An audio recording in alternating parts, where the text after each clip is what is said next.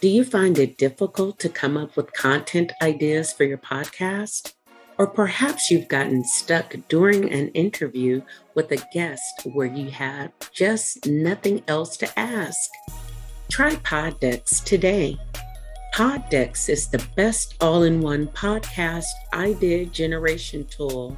You get everything from episode ideas to interesting conversation starters for interviews, engaging discussion topics for your live streams, and even social media content ideas.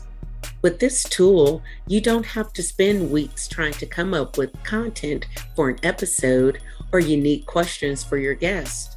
Just shuffle the cards and pick one at random, hit the record button, and get started. Now you can make better content, have more fun while at it, and get your viral moment, all with Poddex. Head over to poddex.com and use code C4C at checkout.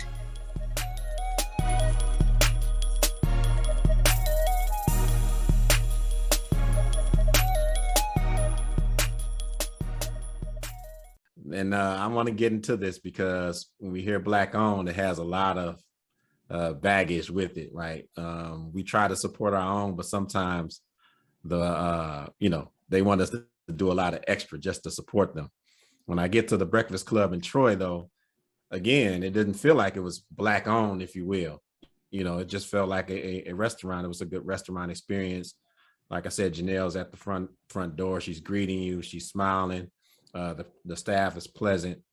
What's your take on this Black owned business? I've been wanting to get into this for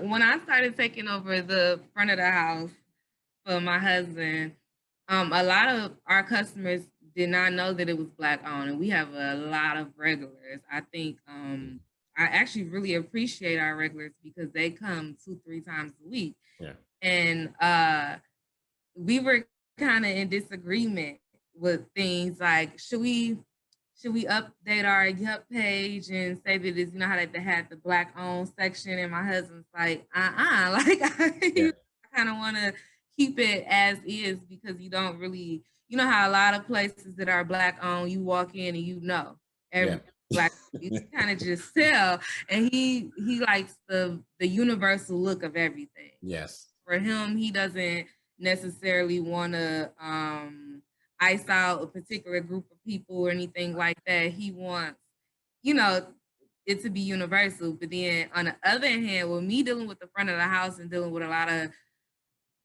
I would say I've had a lot of racist incidents up here. After a while, I was telling him, I said, no, listen, babe, we're going to have to start telling people this is Black owned and we not going for and the ignorance. Because I've had people sit at the table and call me over, and especially during the pandemic when we were masked and I would have my mask on, they would call me over and be like, hey, can we have somebody different serve our drinks because the busboy bought our drinks over and we just didn't really want him touching our drinks. Now, mind you, my busboy, he's Black. He has braids to the bag.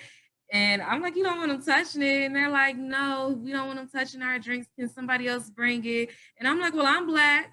I'm the owner. My husband is back there cooking it up. He's the owner. So I think you might want to find somewhere else to. So I think over the time, over maybe like the course of the summer, things have started to change a little bit. That we are Black owned, but we don't really like that to be our staple. Yeah. We want people to just be like, oh, we got to come there because it's a Black restaurant.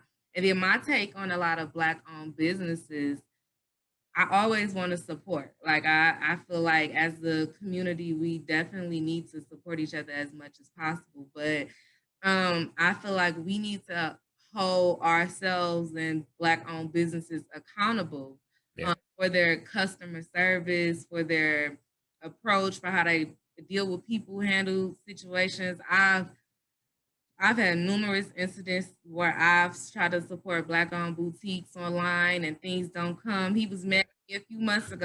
I called myself wanting to try a wig. Like he ordered me a $325 wig. Never came. I think fighting with PayPal about that. Wow. Yeah, and I'm emailing the girl, reaching out, no response, no nothing. Yeah. They'll you from the page before they deal with the issue. Or I've used a couple Black-owned vendors for we do private events here as well at the restaurant. So I've used a couple Black-owned vendors. I give them a time slot.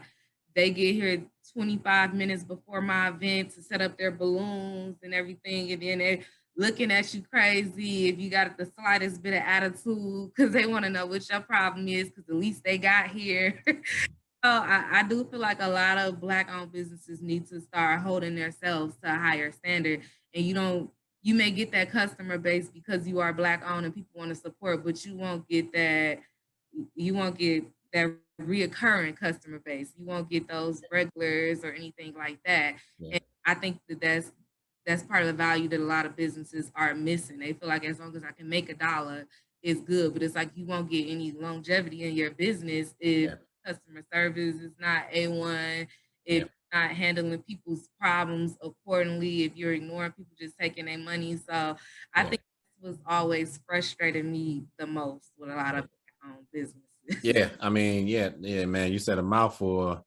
Our experiences from just, going to hang out, going to eat somewhere, to even with Dripping in Black, trying to support Black-owned businesses. We run a myriad of experiences with that.